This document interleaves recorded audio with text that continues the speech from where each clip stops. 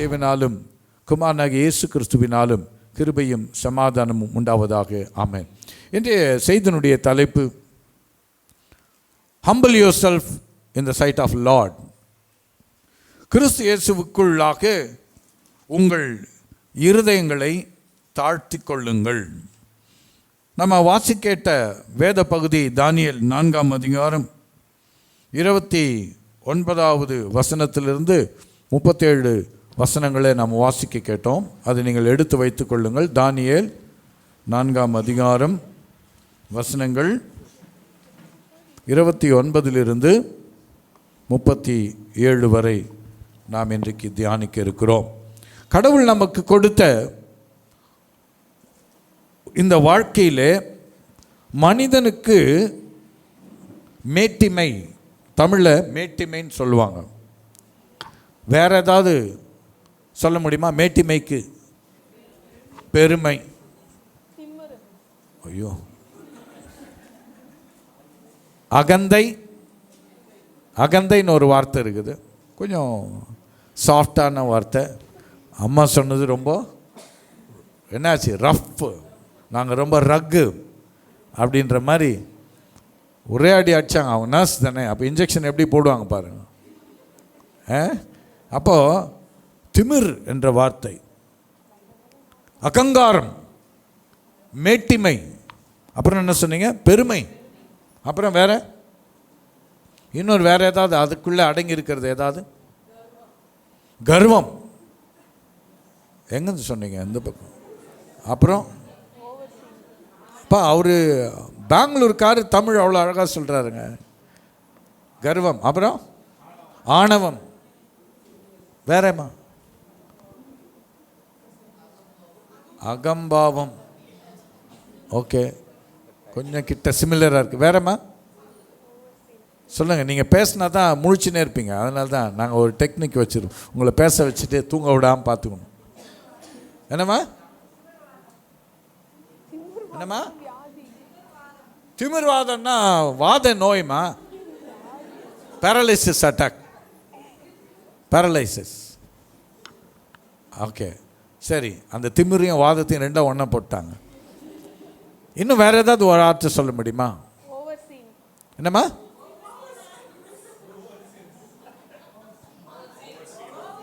Over சீனா? ஓ, உங்கள் பாஷையில் ரொம்ப சீன் போடுறான்ப்பா அப்படின்றோம்ல. ரொம்ப சீன் போடுறீங்களா? ரொம்ப சீன் போடுறான்ப்பா அப்படின்றதா? அப்படியும் இல்லை, டூ மச் ஆட்டிடியூட், தங்களை அட்டென்ஷன் சீக்கிங். ஓகே, வேறு ஏதாவது, வேறு ஒரு கருத்தான பிப்ளிக்கலாக ஏதாவது சொல்ல முடியுமா? இதெல்லாம் வந்துச்சு பிப்ளிக்கலாக. கொழுப்பு, அது நீங்கள் சொல்கிறது. பிள்ளைங்களை அம்மா பார்த்து கொழுப்புடா அப்படின்னா, அப்போ என்னத்துக்கு நம்ம மாட்டுக்கறியும் ஆட்டுக்கறியும் சாப்பிட்றோம்? கொழுப்பு இருந்தால் தான் பாடியை ஒர்க் பண்ண முடியும். போலீஸ்கார் இருக்கிறீங்களா? சில இப்போ நிறைய யோசிச்சு பாருங்கள். பாடியில் ஃபேட் இருந்தால் தான் நம்ம என்ன பண்ணோம், நம்ம டெய்லி ஒர்க்கை கூட செய்ய முடியும். எனர்ஜி அப்போ தான் கிடைக்கும். நல்லது, கொழுப்பு இருக்க வேண்டியது தான். அது நீங்கள் சொல்கிற கொழுப்பு என்னன்னு தெரில. ஆனால் ஒன்று, கீழ்ப்படியாமை. இந்த கீழ்ப்படிதல் தான் இல்லாமை தான் மக்களுக்குள்ளே இப்படிப்பட்ட ஒரு உணர்வுகளை தோன்றுகிறது. இப்போ நீங்கள் நினச்சிற மாதிரி நம்ம யாரையும் அப்படி திட்ட கூட கூடாது. ஆனால் இங்கே நாம் பார்க்க வேண்டிய ஒரு சரித்திரத்தில் நடந்த ஒரு காரியத்தை நம்ம சுருக்கமாக பார்க்கலாம். தானியேல் 4ஆம் அதிகாரம் 29லிருந்து வாசிங்க. 12 மாதம் சென்ற பின்பு ராஜா பாபிலோன் ராஜ்யத்தின் அரண்மனையின் மேல் உலாவிக் கொண்டிருக்கும் போது, இது என் வல்லமையின் பராக்கிரமத்தினால் என் மகிமை பிரதாபத்திற்கென்று ராஜ்யத்துக்கு அரண்மனையாக நான் கட்டின மகா பாபிலோன் அல்லவா என்று சொன்னான். போதும், இங்கே கவனிச்சிங்கன்னா ஒரு ராஜா நடந்த சரித்திரம், பைபிளில் எழுதின அத்தனை சரித்திரத்துக்கும் காலங்களும் அந்த பாபிலோனும் இன்றைக்கும் இருக்குது. நெபுகாத் நேசார் வாழ்ந்த சரித்திரங்கள் இருக்கிறது. எப்போ வாழ்ந்தார், எந்த ஆண்டில் இருந்தார், அவர் கீழே எத்தனை உலகத்தின் கட்டுப்பாடுகள்லாம் வச்சுருந்தார். ஒரு பெரிய ரோமர்ஸ் ராஜ்யத்துக்கெல்லாம் முன்பாக பார்க்கும்போது பாபிலோன் அவங்க தான் முதல்ல கட்டட நிபுணர்கள். அப்பயும் என்ஜினியர்ஸ் எல்லாம் இருந்தாங்க. இன்றைக்கி நம்ம நினைக்கிற மாதிரி ஒரு காலத்தில் எல்ஐசி பில்டிங்கை பார்த்து நம்ம ஆச்சரியப்பட்டோம். இன்றைக்கி அதெல்லாம் தாண்டி போயிடுச்சு. அப்போது விஞ்ஞானங்கள் பெருகும். அந்த நாட்களில் இருந்த அறிவுபூர்வமாக பல கட்டிடங்களையும் அரண்மனைகளையும் கோட்டைகள் எல்லாம் நீங்கள் பார்த்தீங்கன்னா ஆச்சரியமாக இருக்கும். வேலூரில் இருக்க கோட்டையை பார்த்தாவே நமக்கு ஆச்சரியமாக இருக்கும். எப்படி நான் கட்டினாங்க. இன்றைக்கி நம்ம மேஸ்திரிங்க ஒரு செங்கல் எடுத்து கட்டுறான்னா வரான் 1 வாரம் எடுக்கிறான் டைம் இல்லை. அன்றைக்கி கொடுக்குற கூலி மாதிரி இன்றைக்கி கொடுக்க முடியாது. காலைல 6 மணிக்கு வந்து சாயந்தரம் 6 மணி வரைக்கும் 1.5 நாள் கணக்காம். இது என்ன கணக்குன்னு தெரியாது பாருங்கள். அது என்ன கணக்குங்க? 8 மணி நேரம் தான் வேலை செய்யணும் அரசாங்க உத்தியோகத்தின்படி. ஏதோ public servants like police, IPS officers, போஸ்டலில் இருக்கிறவங்கெல்லாம், நர்சஸ்ங்கெல்லாம் அதிக மணி நேரம் வேலை செய்கிறாங்க. அவங்க பப்ளிக் சர்வீஸ், மக்களுக்காக அவள் தொண்டு செய்கிறவள். அவங்களுக்கு நேரம் கிடையாது. நான் அடிக்கடி போலீஸ் டிபார்ட்மெண்ட்டுக்காக ஜெபம் பண்ணுறது பழக்கம். ஏன்னா அவங்களுடைய குடும்பத்தையே விட்டுட்டு பல மணி நேரம் அவர்கள் அந்த உத்தியோகத்தில் இருக்கணும். நீங்கள் நான் மாதிரி டீச்சர்ஸ் வேலை செய்கிற மாதிரி மற்றவங்க டக்குன்னு நினச்சா லீவ் எல்லாம் போட்டு வர முடியாது. அவங்களுடைய வாழ்க்கையே ரொம்ப கஷ்டமான ஒரு பகுதி. அவளுக்காக நீங்கள் ஜெபம் பண்ணணும். நிறைய குடும்பங்கள், பிள்ளைகள், மனைவிமார்கள் அவருடைய நல்ல ஒரு ஐக்கியமே இல்லாதபடி ரொம்ப நாள் நேரங்கள் அவங்களுக்கு செலவிடப்படுகிறது. ஏன் இதை நான் சொல்கிறேன்னா, இன்றைக்கி அந்த ராஜா காலங்களிலே அவனுடைய மேட்டிமை, அவனுடைய பெருமை குறித்து இங்கே ஹிஸ்ட்ரியில் நம்ம படிக்கும் பொழுது அவன் சொல்கிறான், இதோ என் வல்லமையின் பராக்கிரமத்தினால் என் மகிமையின் பிரஸ்தாபத்துக்கென்று இந்த ராஜ்யத்தின் அரண்மனையாக நான் கட்டின. என்ன வார்த்தை சொல்கிறான்? நான் என்ற ஒரு வார்த்தை. யாராவது ஒருத்தரால் அந்த அரண்மனை கட்ட முடியுமா? there is a team work. அங்கே டீம் ஒர்க்கை பற்றி பேசியிருக்குதா பார்த்தீங்களா? செல்ஃப், ஐ, நான் என்னைக்கு ஐ வருகிறதோ அன்றைக்கே பெருமை வந்துச்சுன்னு அர்த்தம். ஒரு அம்மா ஒரு அப்பா சொல்லணும், நான் இல்லைன்னா என் குடும்பம் இல்லை. நம்ம அறியாமல் என்ன சொல்கிறோம்? கடவுளை மறந்துடுறோம் அந்த இடத்துல.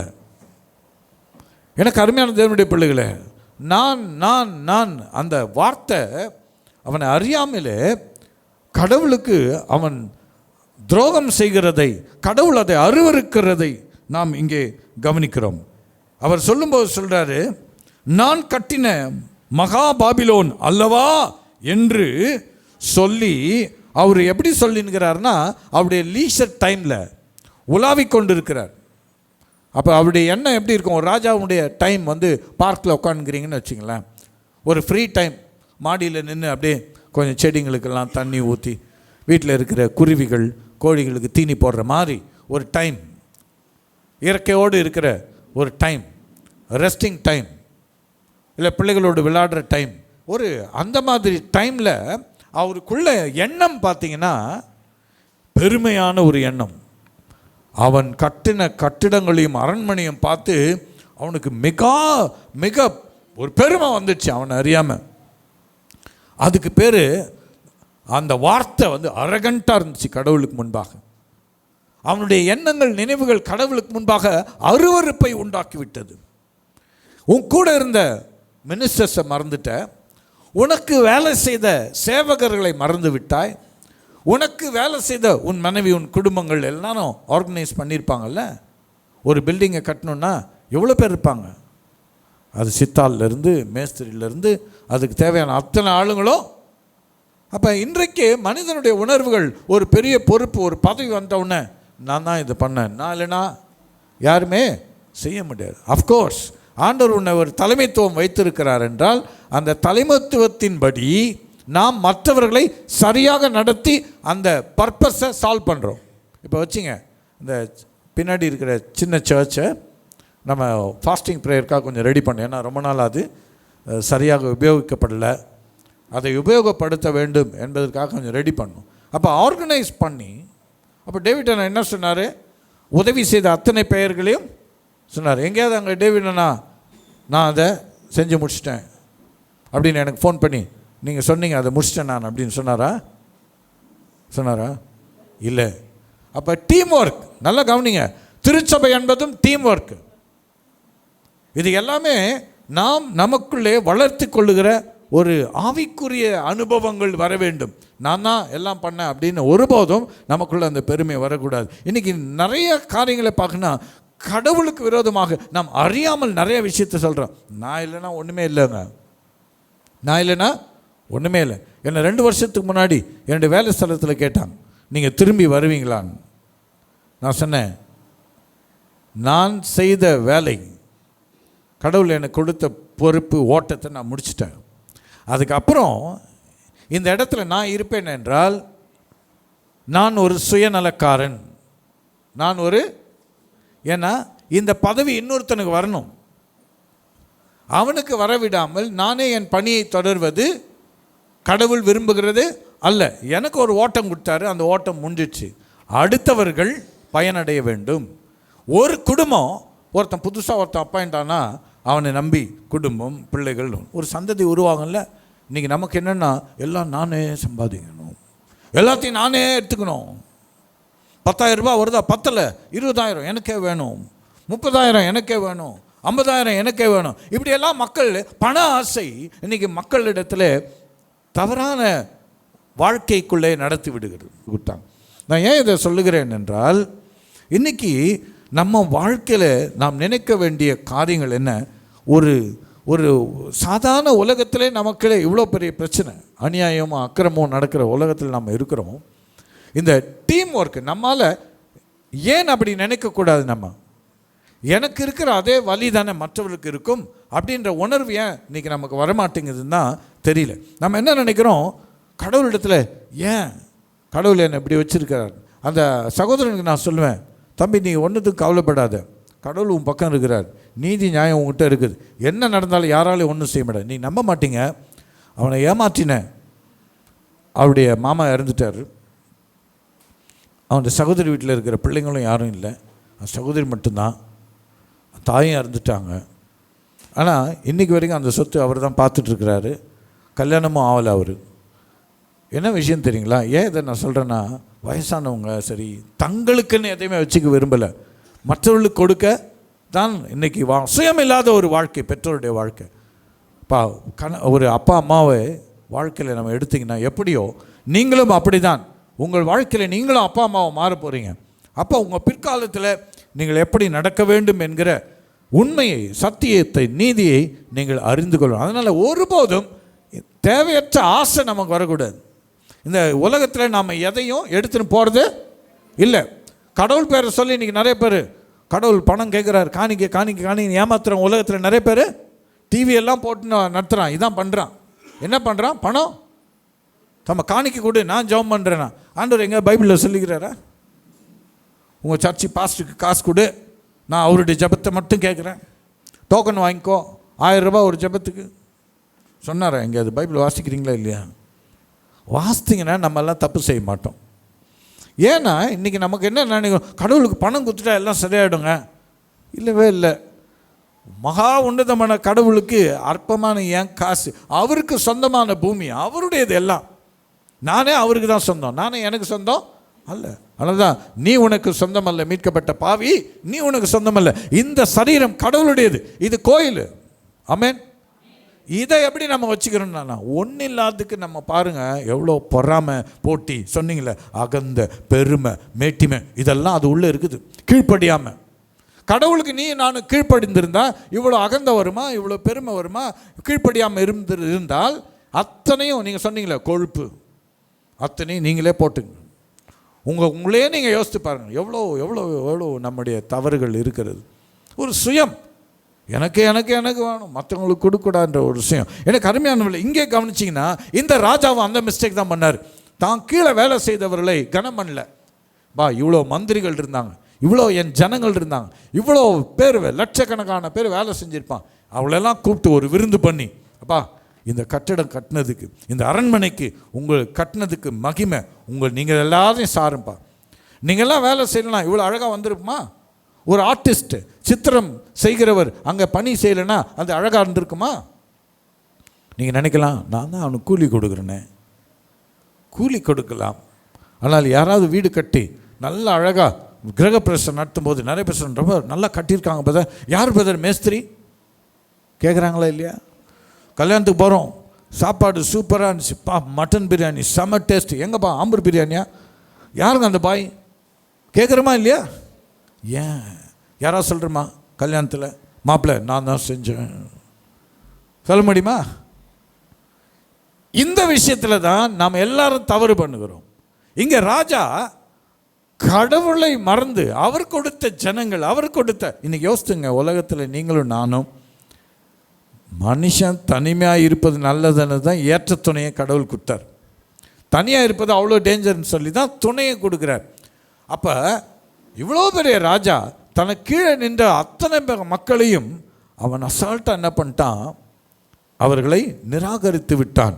அவனுடைய காரியம், எண்ணங்கள் எல்லாம் கடவுளுக்கு அருவருப்பை தந்தபடினாலே அவன் திரும்ப திரும்ப சொன்னான், நான் கட்டின மகா பாபிலோன் அல்லவா என்று சொன்னான். அடுத்த வசனம் வாசிங்க. அந்த வார்த்தை ராஜாவின் வாயில் இருக்கும் போதே வானத்திலிருந்து ஒரு சத்தம் உண்டாகி, ராஜாவாகிய நேபுகாத் நேசாரே, கவனிங்க, ராஜ்யபாரம் போச்சு, இனி நீ ஆட்சியில் இல்லை. நாளைக்கே ஒரு ராஜா, ஒரு அரண்மனை கட்டுகிறவன், அவன் நினச்சிருந்தா நமக்கு இப்போ ஒரு ஆட்சியை கலைக்கணும்னா எதிர்கட்சியிலேருந்து அத்தனை இதுவும் வந்து என்ன பண்ணணும், ஓட்டு போடுறதுல எல்லாத்தையும் இவர்கள் தகுதி இல்லைன்னு அவர் காமிக்கணும். ஆனால் கடவுளுடைய ராஜ்யத்தில் பார்த்தீங்களா, ஒரே மினிட் நம்ம பாடணும், லேசான காரியம், மண்ணை பிசைந்து ஜீவனை கொடுத்தவருக்கு எல்லாம் லேசான காரியம் நீ விசுவாசிக்கணும்ல. ஆனால் அவன் இல்லை, ஒரே நிமிஷம் அவன் வாயில் வார்த்தை இருக்கும்போது அங்கே என்ன நடந்தது, ராஜ்யபாரம் அவனை விட்டு நீங்கிற்று. அவன் எப்படி ஆறாம் பாருங்க, மனுஷரினின்று தள்ளப்படுவாய், மனுஷரிலிருந்து தள்ளப்பட்டான். ஒன்று, வெளியின் மிருகங்களோட சஞ்சரிப்பாய், மிருக வாழ்க்கை, மிருகத்தோடு சஞ்சரிப்பாய், மாடுகளைப் போல் புல்லை மேய்வாய், மாடுகளைப் போல சுகமா சாப்பிட்டவன் புல்ல சாப்பிடணும். இப்படியே உன்னதமானவர் மனுஷருடைய ராஜ்யத்தில் ஆளுகை செய்து தமக்கு சித்தமாயிருக்கிறவனுக்கு அதை கொடுக்கிறார் என்பதை நீ அறிந்து கொள்ளும் மட்டும் 7 காலங்கள் உன்மேல் கடந்து போகும் என்று உனக்கு சொல்லப்படுகிறது என்று விளம்பினது. இதை கவனிச்சிங்கன்னா, நாமவே தவறை தண்டனை பெற்றுக்கொள்றது வழி. இது பேச்சு வந்து ரொம்ப முக்கியம். உன் வாயின் வார்த்தை விசுவாசம் உள்ளதாக இருக்கணும். என்னைக்கு நீ நெகட்டிவாக பேசுகிறியோ உன் வாழ்க்கை நெகட்டிவாக தான் போகும். விசுவாசிகள், கர்த்தருடைய பிள்ளைகள் எப்பவுமே வாக்குத்தத்தங்களையும் தேவன் உங்களை அழைத்த அழைப்பு தான் உங்கள் வாயில் வார்த்தையில் வரணும். அப்படி நெகட்டிவாக வந்துச்சுன்னா எங்கேயோ ஒரு தப்பு நடக்குது. நீ உன்னை ஆளுகை செய்கிறது கடவுள் அல்ல. பரிசுத்த ஆவியானுடைய ஆளுகை விட்டு நீ வெளியே போயிட்ட, தீமையின் ஆவி உன்னை ஆளுகை செய்து கொண்டு இருக்கிறது. இப்போ கடவுளுக்கு விரோதமாக சிந்தனை செய்ய வைப்பது எது? தீய ஆவிகள், தீய ஆலோசனைகள், தவறான புத்தகங்கள். இவைகளெல்லாம் இன்னைக்கு மனுஷனுடைய வாழ்க்கையில் இருக்கிற காரியத்தை அப்படியே அழித்து விடுகிறதை நாம் கவனி. அவ்வளோ மகிமையை இழந்து விடுகிறான். என்ன கருமையானவர்களே, இதெல்லாம் ஒரு எச்சரிப்பாக பைபிளில் இருக்குது. 7 காலங்கள் அவன் உபத்திரப்படணும். தேவையாது சிம்பிளாக என்ன பண்ணியிருக்கலாம், கடவுளை நோக்கி அல்லது மனிதர்களுக்கெல்லாம் அந்த கிரெடிட்டை கொடுத்துருக்கலாம். அவன் பண்ணல. நான் நான் நான் அப்போ தான் வசனம் சொல்லுது. 37வது வசனத்தை வாசிங்க, அதே அதிகாரத்தில். ஆகையால் நேபுகாத் நேச்சராகிய நான் பரலோகத்தின் ராஜாவை புகழ்ந்து உயர்த்தி மகிமைப்படுத்துகிறேன். அவருடைய கிரியைகள் எல்லாம் சத்தியமும் அவருடைய வழிகள் நியாயமும் ஆனவைகள். அகந்தையாய் நடக்கிறவர்களை தாழ்த்த அவராலே ஆகும் என்று எழுதினான். எப்போ எழுதினான் தெரியுமா? வாசிங்க 34வது வசனம். அந்த நாட்கள் சென்ற பின்பு, அந்த நாட்கள் எந்த நாட்கள்? 7 ஆண்டு உபத்திரம், நஷ்டம், வேதனை, தனிமை, பயம், போராட்டம், இதெல்லாம் வந்த பிறகு எழுதுறான், நேபுகாத் நேச்சராகிய நான் என் கண்களை வானத்துக்கு ஏறெடுத்தேன். கவனிச்சிங்களா? பிரச்சனை வந்த பிறகுதான் இன்னைக்கு நம்ம எல்லாரும் ஆண்டவரை நோக்கி தேடுறோம். பிரச்சனை வந்துச்சுன்னா தான் நமக்கு எல்லாம் எல்லாமே அடியுது. அது வரைக்கும் ட்ரை பண்ணுறோம். இங்கே போகலாமா, அங்கே போகலாமா, மனுஷன்கிட்ட கேட்கலாமா. ஏன்னா கருமையான தேவனுடைய பிள்ளை, எத்தனையோ வியாதிகளுக்கு மருந்து இல்லை, உங்களுக்கு தெரியுமா? அப்போது நம்ம என்ன செய்ய முடியும்? யாருமே நமக்கு உதவி செய்ய முடியாது. ஆனால் நாம் அறிந்த கடவுள் ஒருத்தர் உண்டு, வானத்தையும் பூமி உண்டாக்கின ஒருத்தர் உண்டு இல்லை, அவர்கிட்ட போய் பார்க்கட்டுமான்னு யாராவது ட்ரை பண்ணியிருக்குமா? என்னைக்காவது நான் கேட்டிருக்கேன்னா, ஆண்டவரே எனக்கு இந்த பிரச்சனையை சால்வ் பண்ண முடியல.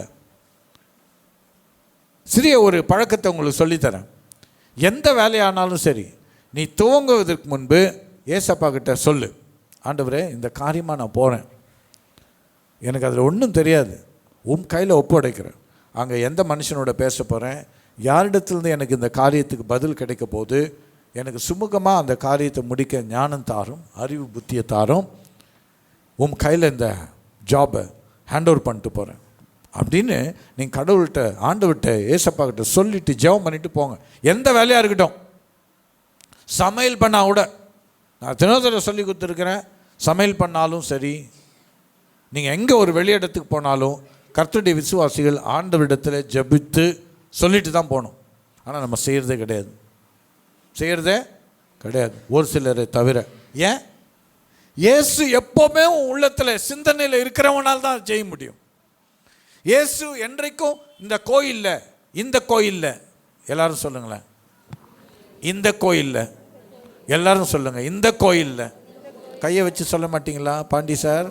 இந்த கோயில் சார், இந்த கோயிலில் வாசம் பண்ணுற இந்த கடவுளிடத்தில் நீங்கள் ஜெபம் பண்ணிட்டு போங்க. ஆமென்.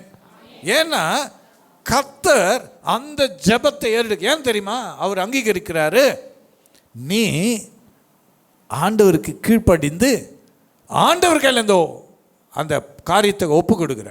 உன் வழியெல்லாம் கர்த்தரிடத்தில் காரியத்தை நானே நீ ஒப்பு கொடுத்துட்டு, அது நெகட்டிவாக இருக்கட்டும் பாசிட்டிவாக இருக்கட்டும், எப்பவுமே உன் மனசில் பாசிட்டிவோட போகாத. ஆண்டவர் நான் ஜம்ப் பண்ணிட்டேன், இது நடக்கணும் ஆண்டவரே, ஆண்டவரே நான் ஜம்ப் பண்ணிட்டேன், என் பேர் அந்த லிஸ்ட்டில் இருக்கணும் ஆண்டவரே, ஆண்டவரே நான் ஜம்ப் பண்ணிட்டேன் ஆண்டவரே, உங்கள் கையில் எக்ஸாம் எழுதிட்டு ஆண்டவரே ரிசல்ட்டு. எக்ஸாமுக்கு முன்னாடி ஒன்று பண்ண சொன்னார், அதை பண்ணியா? எக்ஸாமுக்கு முன்னாடி என்ன பண்ண சொன்னார்? குதிரை யுத்தத்துக்கு ரெடியாக இருக்கணும்பா, ஜெயம். அப்போ என்ன சொல்கிறார்? நீ படிக்க வேண்டிய படிப்பை, தினமும் கொடுக்குற ஹோம்ஒர்க்கை, தினமும் கொடுக்குற ப்ராக்டிஸை கவனிச்சு பாருங்க. அப்போ தான் தலையை குஞ்சிக்குவீங்க. தினமும் சொல்கிற உங்களுடைய பாடத்தை உங்கள் அப்பா அம்மாலாம் வந்து உன்னை பார்க்க மாட்டாங்க, நீ படிக்கிறியா இல்லையான்னு. ஏசப்பா பார்த்துனே தாங்கிறாரு. உன் வேலையை நீ கரெக்டாக செய்யணும். ஸ்கூல் கரெக்டாக போறியா? உன் படிப்பை கரெக்டாக பண்ணினா நீ அப்பியர் ஆகிற எக்ஸாமில் கிருபை கிடைக்க பண்ணுவார். நீ நினச்சிக்கிறேன் என் அறிவு புத்தி வரும்னு. எத்தனை பேர் சக்ஸஸாக படிக்கிறவங்க எக்ஸாமில் தோற்று போனாங்க உங்களுக்கு தெரியுமா? யாருக்காது? ஃபஸ்ட் ரேங்க் வர்றவங்க கூட நிறைய பேர், எனக்கு தெரிஞ்ச ஒரு ஹெட்மாஸ்டருடைய சன், பேப்பரில் ரிசல்ட்டில் அவன் பேர் இல்லை, எல்லாருக்கும் ஆச்சரியம், கோர்ட்டில் கேஸ் போட்டாங்க, என் பிள்ளை எப்பவுமே ஃபஸ்ட் ரேங்கில் வர்றவன். உங்களுக்கு ஒன்று தெரியாது, அவன் எக்ஸாம் பேப்பரில் ஃபஸ்ட்டு பேஜை தவிர மித்த எல்லா பேஜையும் அந்த எக்ஸாம் ஹாலில் இருந்த சூப்பர்வைசர் கிழிச்சி குப்பையில் போட்டுட்டுருக்கிறார். இது நடந்தது. அந்த தம்பி வந்து ஒரு டிப்ரெஷனில் போனான், அவன் வாழ்க்கை முழுசும் நாசமாக போச்சு. அவங்க வீட்டில் என்னை கூப்பிட்டாங்க. அவர் ஒரு கிறிஸ்தவர் அல்லாத குடும்பம், அவர் ஒரு ஹெட்மாஸ்டருடைய பையனுக்கு நடந்தது. ஏன்னா அந்த ஸ்கூலில் அவர் ரொம்ப ஸ்ட்ரிக்டான ஹெட்மாஸ்டர். இவன் பையனை எப்படியாச்சும் பழி வாங்கணுன்னு இன்னொரு வாத்தியார் பண்ண வேலை. கேஸ் போட்டோம், கோர்ட்டில் போட்டோம், ஒன்றும் நடக்கலை. என்ன நடக்கும் யோசிச்சு பாருங்கள். அந்த வேர்ல்டில் எந்த தீர்ப்பும் அவனுக்கு சாதகமாக வரல. அவன் திரும்ப எக்ஸாம் எழுதினான், ஃபஸ்ட் கிளாஸில் பாஸ் பண்ணான். ஆனால் அவன் வாழ்க்கையில் இருந்த அந்த மனசில் இருந்த வேதனை இன்றைக்கும் எடுக்க முடியல. அவன் இன்றைக்கி ஒரு என்ஜினியராக படித்து ஒரு பெங்களூரில் ஒரு ஐடி கம்பெனியில் நல்ல ஒரு பொசிஷனில் இருக்கிறான். அவனுடைய திருமணத்துக்கு நாங்கள் போயிருந்தோம். ரொம்ப சாஃப்டான பையன், ரொம்ப நல்ல பையன். எனக்கு அருமையான தேவனுடைய ஜனமே, இன்றைக்கி உலகத்தில் அநியாயம் அக்கிரமம் நடக்கும். இதன் மத்தியில் அவன் வாழ்ந்து காண்பித்தான். அவன் என்ன சொன்னான்?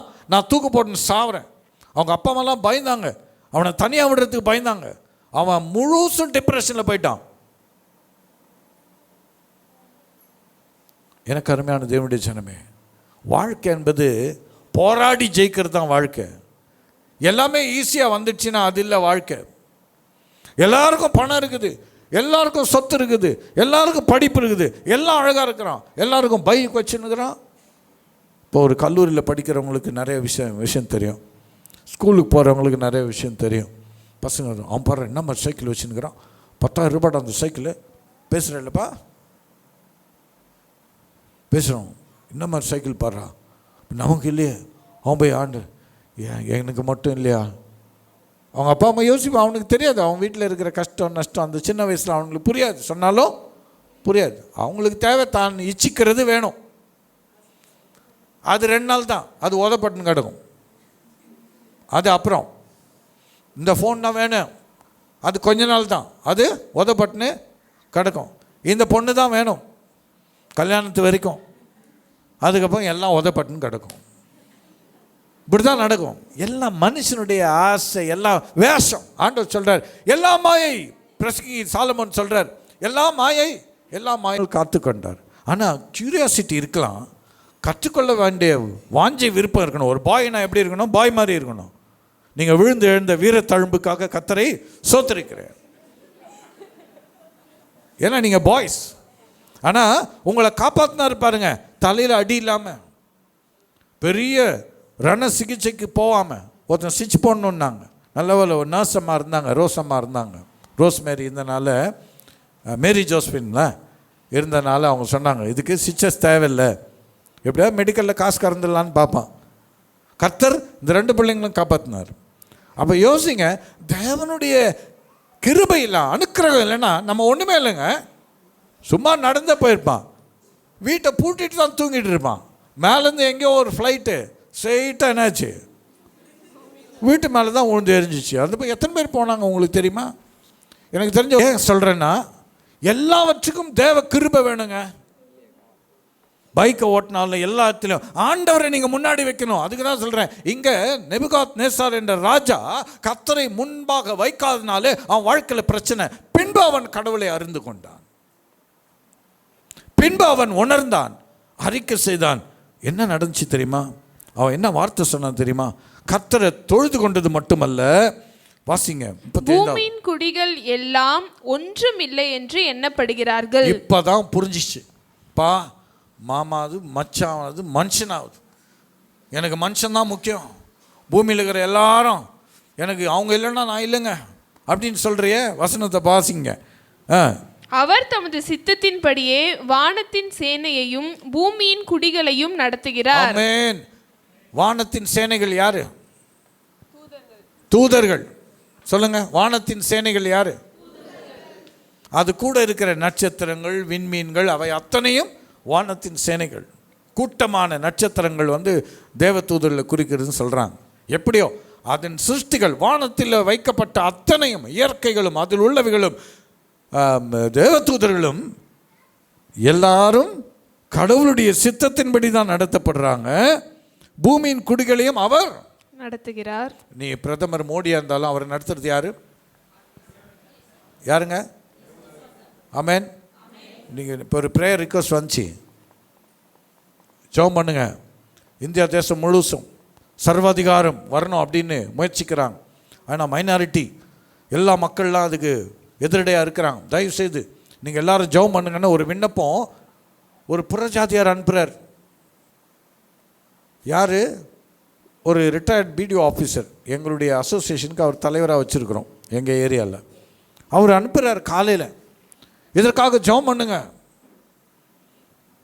அப்போது அவங்களுக்கு என்ன பயம்னா, ஸ்ரீலங்கா மாதிரி சர்வாதிகாரம் வந்துடக்கூடாது, மற்ற தேசங்களில் மாதிரி சர்வாதிகாரம் வந்துட்டால் மக்களுக்கு சுதந்திரமே இல்லை. உன் பணத்தை அவன் தான் சுருட்டுவான், உன் பேங்க்கில் காசை அவன் தான் எடுத்துருவான். இப்படி சூழ்நிலைக்காக நீங்கள் ஜெபிங்கள்னு இன்றைக்கி எல்லாரும் ஜெபம் பண்ணுறாங்க, ஜெபம் பண்ணிகிட்டே இருக்கிறோம், நம்மளும் ஜெபம் பண்ணுறோம். ஆனால் நம்ம எப்படி ஜெபம் பண்ணுறோம்? ஆண்டவரே மோடியை தூக்குங்கன்னு சொல்கிறோமா? சொல்லலாமா? அந்த மோடியை வச்சது யார்? அப்போ யோசிச்சிங்களா? தேவ திட்டத்துக்கு விரோதமாக நான் ஜெபம் பண்ணக்கூடாது. யாரை வைக்கிறாரோ அதனால் நம்ம ஜெபம் பண்ணணும். என்ன பண்ணணும்? ஆண்டவரே வானமும் பூமியும் சகலம் உம்முடையது. உன் வாழ்க்கையில் பர்சனலாக எப்படி நீ ஜெபம் பண்ண? ஆண்டவரே, என் வாழ்க்கை உங்க கையில், நீங்கள் தான் ஆளுகை செய்கிறீங்க, என் லைஃப்பை உங்க கையில் கொடுக்குறேன். நிறைய பேர் ஞானஸ்தானத்துக்கு பயந்து ஓடுறீங்க. என் லைஃப்பை உங்க கையில் கொடுக்குறதாங்க கீழ்ப்படிதல், வேறு எதுவுமே இல்லைங்க.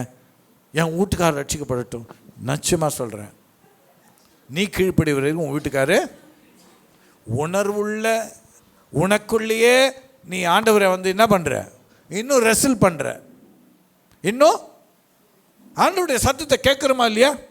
என்னைக்கோ இருந்தாங்க வயசானவங்க, 74 வயசு, பரிசுத்த ஆவியானவர் அவங்கள தொட்டிக்கிட்ட. அவங்க மக சொன்னாங்க, ஒரு டெஸ்டமனியாக சொல்கிறேன், அவங்க மக சொன்னாங்க, 2 பேரும் பேசிகிட்டு இருக்கிறாங்க, கர்த்தருடைய செய்தி வருது, வார்த்தை வந்திருக்கும்போது, பிள்ளை நான் உன்னை சின்ன குழந்தையில ஞானஸ்தானம் கொடுத்துட்டேன், அதனால் நீ ஞானஸ்தானம் எடுக்கணும் அவசியம் இல்லை. அம்மா மகளுக்கு சொல்கிறாங்க. மக என்ன சொல்கிறா, அம்மா இயேசு 30 வயசில் ஞானஸ்தானம் எடுத்தார், இன்றைக்கி நான் எடுக்கிறதுல என்ன பிரச்சனை? அந்த பெண் தன்னுடைய தாயின் ஆலோசனை இருந்தாலும் பரிசுத்த ஆவியின் கீழ்ப்படிந்து நின்ட்டாங்க. எங்கே வந்தாங்க? நின்னாங்க. அவங்க எடுத்து அவங்க மேலே போகிறது, அவங்க தாயார் அங்கே இருந்தவங்க தொட்டிக்கிட்ட என்ன பண்ணாங்க, பரிசுத்த ஆவியானவர் அங்கே அவரை தொட்டாங்க. அந்த மகளுக்கே தெரியாது, அவங்க எடுக்கிறாங்க. ஐயோ, அவங்களுடைய பேரை சொல்கிறாங்க, அம்மா ஞானஸ்தானம் எடுக்கிறாங்க. எவ்வளோ பேர் மகிழ்ச்சி! யோசித்து பாருங்கம்மா. இன்றைக்கி நம்ம என்னவோ நினச்சிட்டு இருக்கிறோம், கடவுளுடைய வசனத்தை கீழ்ப்படிதலை குறித்து நம்ம என்ன முரட்டாட்டம் பண்ணுறோம். நான் அதனால தான் யாரையும் ஃபோர்ஸ் பண்ணுறதே கிடையாது. ஏன் தெரியுமா? பிதா ஒருவனை இழுத்து கொள்ளாவிட்டால் ஒருவனும் கடவுளுடைய ராஜ்யத்துக்கு வரவே முடியாது. ஞானஸ்தானம் எடுத்தவங்கெல்லாம் அல்லேலூயா, ஆண்டவர் உங்களை இழுத்துட்டாரு, இன்னும் மற்றவங்களை இழுக்கலை. ஜெபம் பண்ணுங்க. கர்த்தர் தான் தேவராஜ்யத்துக்கு மக்களை சேர்க்கிறார். ஆமென். அவர் வந்தால் தான் நீ பரலோகத்துக்கு வர முடியும், அவர் சொன்னதான். அதனால் என்னைக்கு உனக்கு சொல்கிறாருன்னு நானும் பார்க்குறேன். ஆண்டவர், நாங்கள் ஜெபிக்கிறோம், குடும்பத்துக்காக ஜெபிக்கிறோம். எனக்கு அருமையான தேவனுடைய பிள்ளையே, இந்த என் சாமர்த்தியம் வாசிங்க, உபாகமம் 8ஆம் அதிகாரம் 17-18 வாசிங்க, நான் முடிக்கிறேன். தேவனாகிய கர்த்தரை நீ மறவாமலும் என் சாமர்த்தியமும் என் கைபெலனும் இந்த ஐஸ்வர்யத்தை எனக்கு சம்பாதித்தது என்று நீ உன் இருதயத்தில் சொல்லிக் கொள்ளாமலும் இருக்க எச்சரிக்கையா இருந்து. கவனிங்க, வசனம் என்ன மாதிரி சொல்லு, வாசிமா கண்டினியூ. உன் தேவனாகிய கர்த்தரை நினைப்பாயாக, அவரே உன் பிதாக்களுக்கு ஆணையிட்டு கொடுத்த தம்முடைய உடன்படிக்கையை உறுதிப்படுத்தும்படி இந்நாளில் உனக்கு உண்டாயிருக்கிறது போல ஐஸ்வர்யத்தையும் சம்பாதிக்கிறதற்கான பலனை உனக்கு கொடுத்திருக்கிறவர். போதும். எனக்கு அருமையான தேவனுடைய பிள்ளைய, சாமாத்தி என் கை பலன் இந்த ஐஸ்வர்யத்தை சம்பாத்துன்னு நீ இருதயத்தில் நினச்சி கூட பார்க்காது. நான் அடிக்கடி என் வீட்டை பார்க்கும்போது, அந்த காலத்தில் எங்களுடைய ட்ரீம், எங்களுக்கு ஒரு சொந்த வீடு ஆன வேண்டும். பல வருஷமாக நாங்கள் வாடகை வீட்டில் இருந்தோம். அப்போது நாங்கள் டயக்ராம்லாம் பண்ணி எப்படி கட்டணும். அந்த காலத்தில் நாங்கள் கட்டும்போது வீடு 14 லட்சம், 98 அப்போது. அந்த 14 லட்சத்துக்கு பயங்கர பயம். பேங்க்கில் லோனு, இந்த மாதிரி சீட்டு போட்டு பணத்தை சேர்க்கறது, இப்படியெல்லாம் செஞ்சு அந்த இடத்துல பேரை வைக்கணுன்னும் போது எனக்கு மனசில் கொஞ்சம் கூட எங்கள் 2 பேரோ பிள்ளைகள் பேரோ வைக்கணும்னு தோணவே இல்லை. ஒரே வார்த்தை வந்தது, கர்த்தர் என் மேய்ப்பராக இருக்கிறார். அவ்வளோதான். எனக்கு அவர் மேய்ப்பர், அவர் கொடுத்தது, அவர் தந்தது. இதை விட்டுட்டு நாங்கள் போகிறோம். இது எனக்கு சொந்தமில்லை. நான் எனக்கு பர்மனெண்ட்டாக எனக்கு நான் பட்டாவை எழுதி வைக்கணும். இப்போல்லாம் கேட்குறாங்களா, பட்டா வாங்கிட்டீங்களா, பட்டா வாங்கிட்டீங்களா, 5000 ரூபாய் கொடுங்க, பட்டா கொடுத்துட்றான், அதுக்கும் லஞ்சம். நான் சொல்கிறேன், நீங்கள் பட்டாக்கெல்லாம் காசு கொடுக்கணுன்னு அவசியமே இல்லை. என்றைக்கு ரெஜிஸ்டர் ஆஃபீஸில் உங்கள் ஃபோட்டோவோட உங்கள் வீடு ரெஜிஸ்டர் ஆக்கப்பட்டிருக்குதோ அது கவர்மெண்ட்டினுடைய பொறுப்பு. உங்கள் பேரில் அதை மாற்ற வேண்டியது. அது ஏமாத்துறான். போஸ்ட் கார்டு அனுப்போம், உங்களுக்கு பட்டா இருக்கிறது வாங்கி கொள்ளவும், 5000 ரூபாய் கொடு. 5000 ரூபாய் கொடுத்தப்ப ஆள் காலி ஆகிடும், போயிட்டுருப்பான். எங்கே போயிட்டுருப்பான்? ஏன்னா கருமையான தேவனில் நம்ம யோசிக்கிறோம், ஓ பட்டா என் பேரில் பட்டா வந்துச்சுப்பா, அதை விட்டுட்டு தான் நம்ம போகிறோம். எல்லா பட்டாவையும் விட்டுட்டு நமக்கு இல்லை. தேவ பிள்ளைகளை இதை மனசில் ஒரு விசுவாசம் வைக்கணும். ஆண்டவர் சொல்கிறார், யோவான் 3ஆம் அதிகாரம் 27ஆம் வசனம், வேகமாக வாசிங்க. John chapter 3 verse 27. யோவான் பிரதியுத்தரமாக, பரலோகத்திலிருந்து ஒருவனுக்கு கொடுக்கப்பட்டால் ஒழிய அவன் ஒன்றையும் பெற்றுக்கொள்ள மாட்டான். ஆமென். நீங்க ஆண்டவர் வெரி கிளியரா சொல்றாரு. ரட்சிப்பு என்பது உனக்கு ஆண்டவர் கொடுத்தாதான் நீ பெற்றுக்கொள்ள முடியும். ஆமென். மனம் திரும்புதல் என்று ஆண்டவர் கொடுத்தாதான், கீழ்ப்படுதல் என்று ஆண்டவர் கொடுத்தாதான், இல்லைன்னா you cannot enter into the kingdom of God. நீ உள்ளே வர முடியாது. பாஸ்டர் சொல்லிட்டாருங்க, நான் ஞானஸ்தானம் எத்தின்னு வச்சுக்கோ, நீ அவ்வளோதான், எடுக்கவே எடுக்காத. உனக்குள்ளே ஆவியானவர் திட்டமிட்டு உன்னை முன்குறித்தால் நீ என்னைக்கும் கீழே விழாமல் ஆசீர்வாதமாக இருப்ப. அங்கே தான் சொல்கிறாரு, திரும்ப நம்ம வாசிக்கிறோம் அதே பழைய தானியேல் 4 அந்த விட்ட பகுதியை வாசிமா. அவருடைய கையை தடுத்து அவரை நோக்கி என்ன செய்கிறீர் என்று சொல்லத்தக்கவன் ஒருவனும் இல்லை என்றேன். அவ்வேளையில் என் புத்தி எனக்கு திரும்பி வந்தது. இதுதான் மனம் திரும்புதல். கவனிங்க, புத்தி எனக்கு திரும்ப வந்தது. என் ராஜ்யபாரத்தின் மேன்மைக்காக என் மகிமையும் என் முகக்கலையும் எனக்கு திரும்பி வந்தது. ஒரு வேளையில அவன் முகக்கலை இழந்தான், மாடு தின்ற மாதிரி புல்ல தின்னா, மிருகம் மாதிரி மாறினான். கழுகு மேலே எப்படி, அதெல்லாம் கவனிச்சு பார்த்தீங்க, அப்படியெல்லாம் நடக்குமா மனுஷனுக்குன்னு யோசிச்சு பார்த்துருக்கீங்களா? கழுகு மாதிரி நகம், கழுகு மாதிரி என்னங்க ரெக்க. ஒரு மனுஷனுக்கு வந்துச்சு, நம்மெல்லாம் யோசிப்போம் அப்நார்மல், ஏலியன்பா, எங்கேருந்தோ வந்துட்டுக்குது அப்படின்னு யோசிப்போம்ல. ஒரு மனுஷனுக்கு ராஜாவுக்கு இப்படி ஆயிடுச்சுங்க. இன்றைக்கி ஸ்கின் டிசீஸ் எத்தனை பேர் பார்த்துக்கிறீங்க தெரியாது. பாம்பு தோல் மாதிரி மனுஷன் மாறி இருக்கிறோம், பார்த்துருக்கிறீங்களா? எத்தனை பேர்? நர்சஸ்க்கு தெரியும். நிறைய உருக்கொலைஞ்சி போயிருக்கிற சரீரங்கள் தெரியும். ஆனால் இதெல்லாம் காரணம் இங்கே கவனிக்கும் போது அவர் சொல்றாரு, திரும்ப பெற்றுக்கொண்டான்.